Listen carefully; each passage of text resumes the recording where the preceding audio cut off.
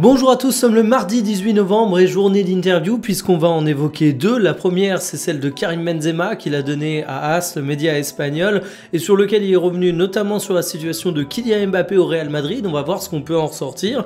Et la seconde, elle était française en termes de médias puisque c'est l'équipe qui l'a publiée et ça concerne là aussi un joueur français, Aurélien Tchouaméni.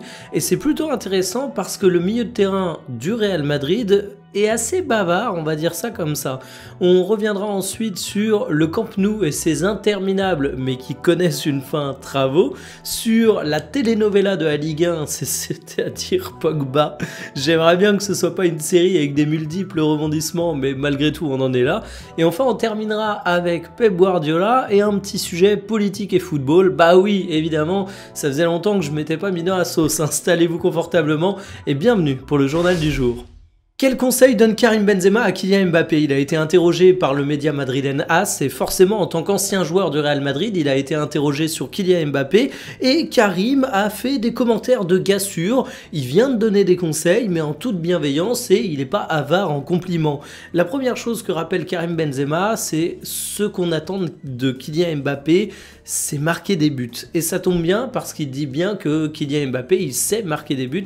Par contre, ce conseil et cette confortation de l'attaquant français, elle se fait dans un contexte où il dit que parfois il touchera peu de ballons au cours d'une rencontre et il faut qu'il marque des buts dans ces situations-là. Et moi, je m'interroge sur la capacité de Kylian Mbappé à accepter à passer des matchs à toucher très peu de ballons. On sait que c'est un mec qui aime bien redescendre, qui aime bien toucher un peu la balle, peut-être un axe de progression là-dessus.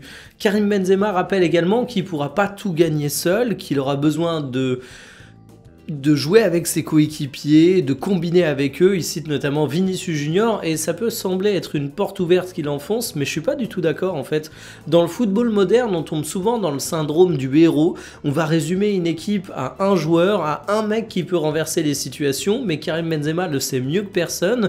Il a été un joueur ultra dominant durant son prime, mais ça a également été durant toute sa carrière un numéro 9 extrêmement collectif, donc tout buteur incroyable soit Kylian Mbappé, ça l'empêchera pas de devoir compter sur ses coéquipiers. Et sur l'activité défensive, c'est là où le bas blesse.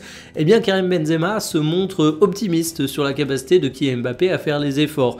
Grosso modo, Benzema est ultra bienveillant envers son ancien coéquipier en équipe de France. Et puis, dans l'interview, il parle également de Zidane en disant qu'il aurait tout pour devenir un bon sélectionneur de l'équipe de France. Je doute pas que Benzema aurait préféré travailler avec Zidane qu'avec Deschamps en équipe de France. Grosse interview d'Aurélien Tchouaméni dans le journal de l'équipe. Alors concrètement, qu'est-ce qu'on retient de cette fameuse interview? Il a été interrogé sur son statut de cadre en équipe de France et il a parlé de l'intégration des nouveaux et apparemment elle se fait ultra facilement dans ce groupe France pour deux raisons. La première, c'est que ce sont des joueurs qui ont souvent évolué ensemble, que ce soit en équipe de France Espoir, que ce soit en équipe de France Olympique également. Et la deuxième, c'est qu'entre les entre guillemets nouveaux et les cadres, il n'y a pas une si grande différence d'âge. Et c'est vrai que quand vous prenez un mec comme Koné, un mec comme Cherki, les deux sont nouveaux en équipe de France, mais ils ont un âge relativement proche de certains autres joueurs qui ont pourtant un statut de cadre. Et sur le statut cadre, c'est assez marrant parce que le journaliste de l'équipe lance vraiment beaucoup de Tchouaméni là-dessus, en lui disant que c'est un des leaders de cette équipe, en lui demandant un peu son ressenti par rapport à ça. Et en fait, Tchouaméni, lui, il va jamais appuyer là-dessus. C'est pour ça que quand vous allez voir des citations sorties du contexte de cette interview, il faudra faire attention. C'est vraiment pas Tchouaméni qui se met en avant, c'est le journaliste qui le pousse à parler là-dessus. Et lui, je trouve qu'il a plutôt une position d'humilité qui est assez intéressante. Et d'ailleurs, toujours dans l'humilité, c'est un des rares joueurs de foot professionnel qui reconnaît et qui parle ouvertement du fait qu'il travaille avec un préparateur mental. On sait que c'est utile dans tous les sports de haut niveau, mais c'est souvent un sujet qui est encore un peu tabou aujourd'hui. Eh bien, pas chez Tchouaméni. Là-dessus, j'ai juste envie de dire bravo monsieur. Il parle également de son poste préférentiel. On sait qu'il évolue tantôt en tant que numéro 6, tantôt en tant que double pivot. Pour lui, c'est clairement numéro 6 parce qu'il a la vision du jeu et ça lui permet de faire des passes longues, un exercice qu'il adore particulièrement, notamment les transversales. Il en parle dans l'interview. Et puis enfin, sur son rôle de manière générale, sur sa manière de pratiquer le football, c'est intéressant parce que le journaliste le lance en disant qu'il est imbougeable avec tous ses entraîneurs. Il faut avouer que Tchouaméni a toujours eu la confiance de ses coachs, mais que parfois il est critiqué, et effectivement là-dessus Tchouaméni dit qu'il changera pas son football pour plaire au grand public, et que finalement ce qu'on lui demande c'est d'être un milieu défensif, pas forcément un créatif. Et là-dessus je trouve ça intéressant, parce que c'est pareil, quand vous allez voir des citations tronquées, ça va peut-être paraître pour Tchouaméni le mec prétentieux qui dit qu'il changera pas pour plaire, mais en réalité le sens du propos quand tu lis l'interview c'est plutôt il fait ce que ses coachs lui demandent, il fait ce pourquoi il est utile pour l'équipe. Et c'est pas du tout un boulard de dire ça, au contraire, c'est le fameux reste à ta place. C'est Tchouaméni, il reste à sa place, donc franchement, une excellente interview du milieu de terrain du Real Madrid et de l'équipe de France. Le Barça va enfin faire son retour au Camp Nou, ça faisait 30 mois qu'ils n'avaient pas joué dedans, je ne sais pas si vous réalisez la dinguerie absolue que c'est.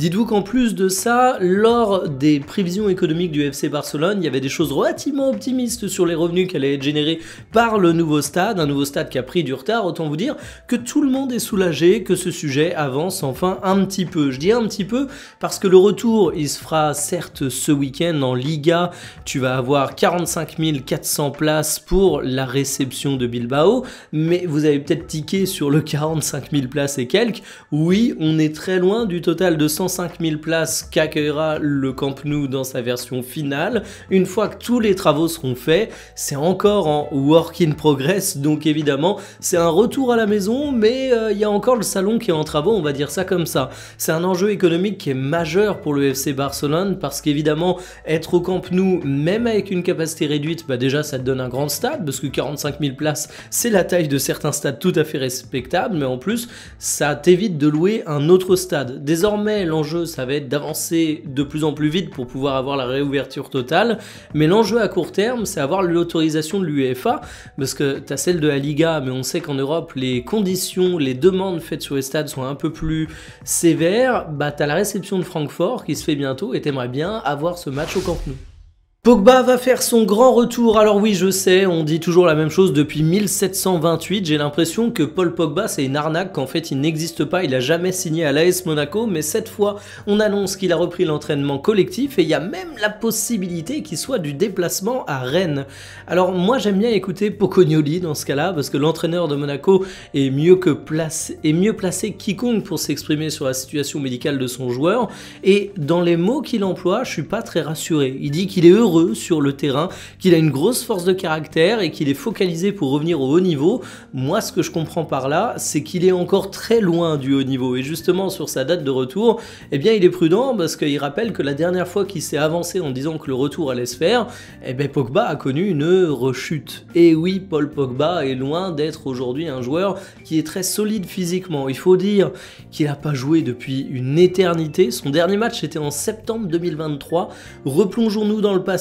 Il y avait alors Oppenheimer et Barbie qui étaient dans les salles de cinéma. Le jeu vidéo Starfield venait de sortir. Bref, moi à une époque j'espérais pas mal de bons matchs de Pogba cette saison. Désormais j'ose le dire, si Pogba fait 10 matchs satisfaisants en tant que titulaire durant cette saison, ce sera déjà pas mal. Il a une fin de contrat en 2027, donc c'est désormais peut-être un peu plus sur la saison prochaine qu'il faudra l'attendre, même si j'attends évidemment son retour cette saison. Quand on a passé 12 ans et qu'on n'est pas bête comme ses pieds, on comprend que le football, c'est politique comme n'importe quel sport. Reste que les acteurs du football, eux, se mouillent rarement sur les sujets politiques. Il y a un homme qui fait particulièrement exception, c'est Pep Guardiola, qui a parlé récemment de la situation à Gaza. Alors pourquoi les joueurs de foot parlent rarement de l'aspect politique? Eh bien parce que si le sport est politique, les sportifs ne sont pas pour autant des politiciens. Ils ont tout à fait le droit de garder leur opinion pour eux sur autant de sujets qu'ils le souhaitent. En plus de ça, on va pas se cacher qu'il y a des enjeux économiques. Un joueur de foot, c'est une entreprise, c'est une image qui, lorsqu'elle est très lisse, permet d'avoir peut-être un peu plus de contrats publicitaires que quand tu te mouilles sur des sujets touchy. En tout cas, Guardiola, lui, il s'est jamais caché. Il s'est moult fois exprimé sur la situation de la Catalogne, dont il est un fervent défenseur, et c'est justement à l'occasion d'un match amical entre la Catalogne et la Palestine qu'il a eu les propos suivants: le monde a abandonné la Palestine, nous avons absolument rien fait, ce n'est pas de leur faute d'y être nés, nous avons tous permis qu'ils anéantissent un peuple entier, le mal est fait et irréparable.